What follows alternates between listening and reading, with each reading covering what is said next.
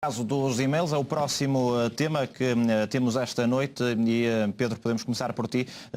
Notícia ontem, por exemplo, do Jornal de Notícias, sublinha Futebol do Porto avisa que será o Estado a pagar indenização ao Benfica, isto porque há claramente, e aqui já foi falado também, uma diferença de entendimento no que diz respeito aos denunciantes no olhar de Portugal e do olhar da Europa. Portugal parece querer castigar os denunciantes, a Europa já deixou bem claro nos últimos meses que devem ser protegidos e por isso chegamos a esta situação. Se me permites, eu começaria pela notícia do Correio da Manhã de hoje e de ontem à noite na CMTV, que é para arrumar já a questão também. É que o Correio da Manhã brinda-nos com mais uma daquelas vigarices à Correio da Manhã, que é vende aqui um exclusivo que tem a ver com as alegações finais do processo que opõe, o processo civil que opõe o Benfica ao Futebol Clube do Porto. E vende-nos aqui um exclusivo que afinal já tinha saído antes, ainda ontem no Correio da Manhã, na CMTV o fizeram, e que já tinha saído antes no Jornal Notícias há uma semana. Portanto, é um exclusivo com um atraso de uma semana, o que é uma coisa absolutamente notável.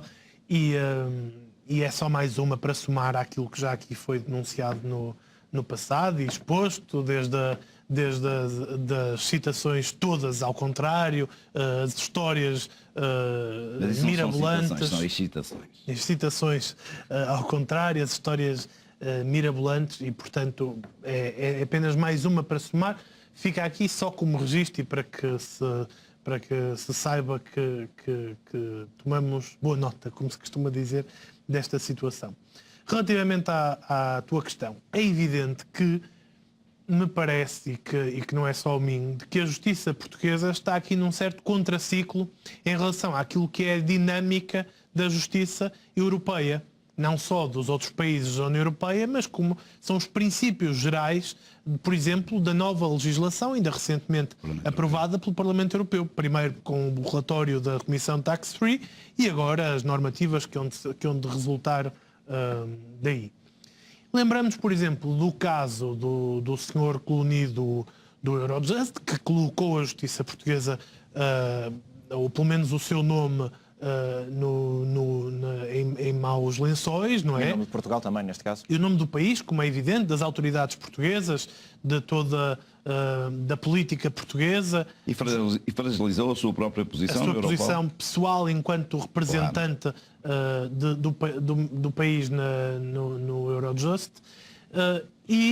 Para mim, um caso ainda talvez mais, mais visível do problema de credibilidade que eventualmente a justiça portuguesa possa começar a enfrentar é o facto de, no momento em que é feito o mandado europeu de detenção de Rui Pinto, uma série de países apressam-se para tentar fazer umas cópias do material, inclusive as autoridades francesas, para salvaguardar a informação. Para salvaguardarem, antes que a justiça portuguesa vá lá para apagar tudo, que parecia ser, pelo menos era isso que temiam, o principal intuito de toda essa iniciativa, que motivou, inclusive, um enorme esforço por parte da Polícia Judiciária em Portugal. Mas em relação a esta iniciativa final do Benfica, que aqui foi anunciada, e de todo este processo do pedido de indemnização que corre de mais de 17 milhões de euros. De mais de 17 milhões de euros. Ainda bem que o Presidente do Benfica diz que eles não precisam de dinheiro, porque vem aqui pedir essa quantia toda, então, e para além dos empréstimos obrigacionistas, que enfim todos têm de fazer, de penhorarem jogadores. Eu sei que não é esse o termo técnico, mas no fundo de colocarem os passos dos jogadores como garantia para os empréstimos que contraem. Mas eu queria chamar-vos a atenção para a grande ironia desta montagem, que é, no momento em que os e-mails servem de prova contra eles, ou podem vir a servir de prova contra eles, ou seja, quando estamos nessa fase, o Benfica diz assim: alto lá, nós não temos nada a ver com os e-mails.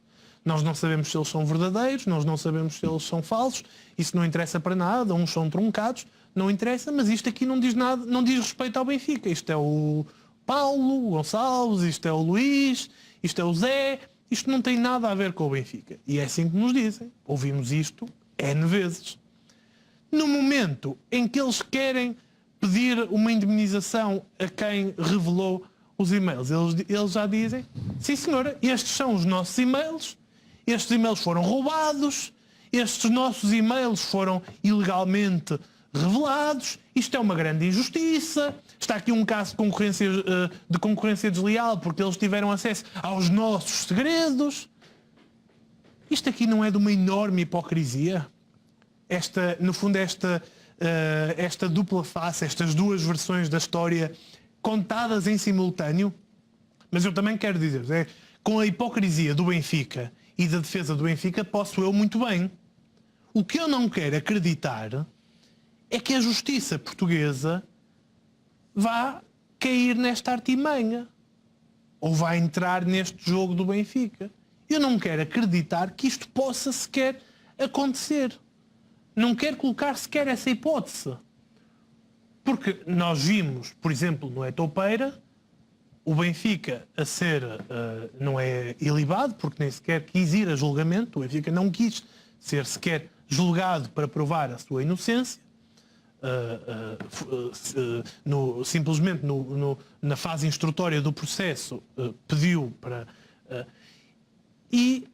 aquilo que nós vimos foi dizerem-nos, não, Paulo Gonçalves agiu por moto próprio, Paulo Gonçalves não tem nada a ver com o Benfica, isto é Paulo Gonçalves, isto não é o Benfica. Sabemos que a defesa relativamente ao processo de e-mails, aquela que é feita designadamente em público, é justamente a mesma. Isto foi só um ok, isto não vincula o clube, isto não tem nada a ver com o clube, e agora afinal já tem tudo a ver com o clube.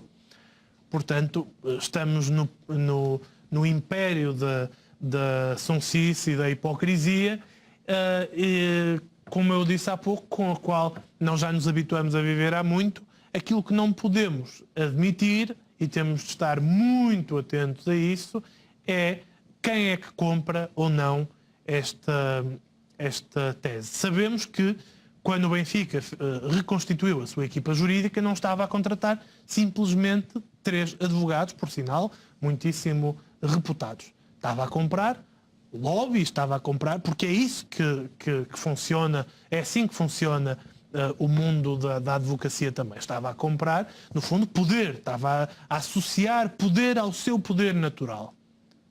Sabemos que esse poder é um poder que se expande muito, já se expandia, expande-se nesse sentido e a partir desse momento ainda mais. Por isso devemos estar muito atentos a todos os passos que se seguirão em relação a este assunto e, sobretudo, eventuais cambalhotas que não podem ser excluídas à partida. José Cruz, preocupa